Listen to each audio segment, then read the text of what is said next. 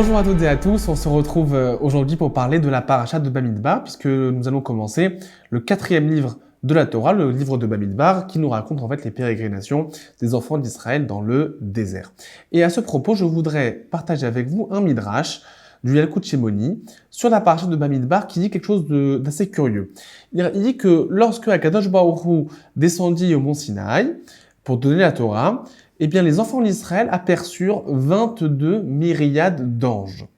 Et ces anges possédaient des drapeaux. Et les béné Israël, qui, dans le désert, étaient organisés en campement, eh bien, ont vu les drapeaux des anges. Et ils ont dit, mais nous aussi, nous désirons avoir des drapeaux comme eux. Et ce à quoi Hachem répondit, eh bien, par ma vie, c'était dans le sens, je vous fais le serment que vous aussi, vous aurez des drapeaux. Et c'est ainsi qu'il dit, va Moshe, va confectionner des drapeaux pour les enfants d'Israël. Et c'est ainsi que dans la paracha de Bamidbar, effectivement, eh bien, les tribus sont organisées en campement et chacune a son drapeau. Alors, dans ce midrash, il y a deux choses qui sont intéressantes. D'abord, la première, pourquoi des anges qui sont des créatures spirituelles ont-ils des drapeaux ? C'est une première chose. Et le deuxième, c'est qu'est-ce qu'il y a de si extraordinaire à pourquoi les enfants d'Israël jalousent, entre guillemets, les anges de leur drapeau et pourquoi Hachem est si content de leur confectionner pour eux aussi des drapeaux. Alors en vérité, il y a un très joli commentaire qui s'appelle le Netivot Shalom et qui vient apporter son éclairage sur ce passage. Il dit finalement, dans le royaume terrestre, le drapeau est symbole d'identité. Une nation possède un drapeau, elle fait partie de sa culture, elle fait partie de son identité. C'est comme ça que l'on permet de la reconnaître parmi les nations. Idem, dans une collectivité, vous pouvez avoir différents drapeaux. Par exemple, dans une armée, vous pouvez avoir différentes unités militaires. Chaque unité va posséder son propre drapeau.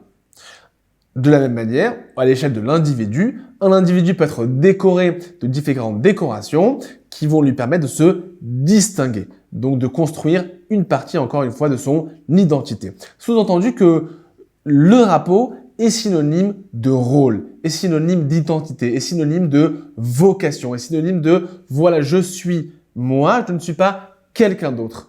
Eh bien, dit le Netivot Shalom, en haut, c'est exactement pareil. Le drapeau veut dire que chacun a sa mission. D'ailleurs, l'ange Malach, qui veut dire un ange, veut dire aussi un envoyé, un émissaire, parce qu'un ange existe pour réaliser une mission.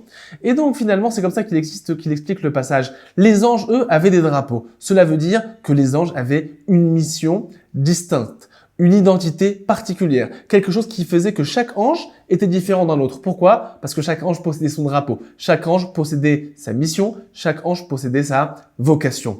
Les enfants d'Israël, lorsqu'ils voient chaque ange avec cette vocation, ils ont dit, mais nous aussi, nous voulons une mission. Nous aussi, nous voulons nous investir. Nous aussi, nous voulons une identité qui nous est propre, qui nous caractérise, qui nous rend singuliers, chacun les uns différents des autres. Et Dieu dit, vous voulez des drapeaux ? Mais bien sûr, il prend plaisir de cette demande. Non seulement je vais vous les faire, mais maintenant, Moshe, donne un drapeau à chacun. Sous-entendu, les Juifs, les béné Israël, vous voulez une mission qui vous soit propre, qui vous soit particulière, eh bien, je vais vous confectionner des drapeaux. Chacun aura effectivement un rôle. Et de ce passage, dit le Netivot Shalom, mais c'est peut-être quelque chose qui est un enseignement pour la vie de tous les jours, on peut apprendre d'ici que chaque enfant d'Israël possède son drapeau. Chacun possède sa mission.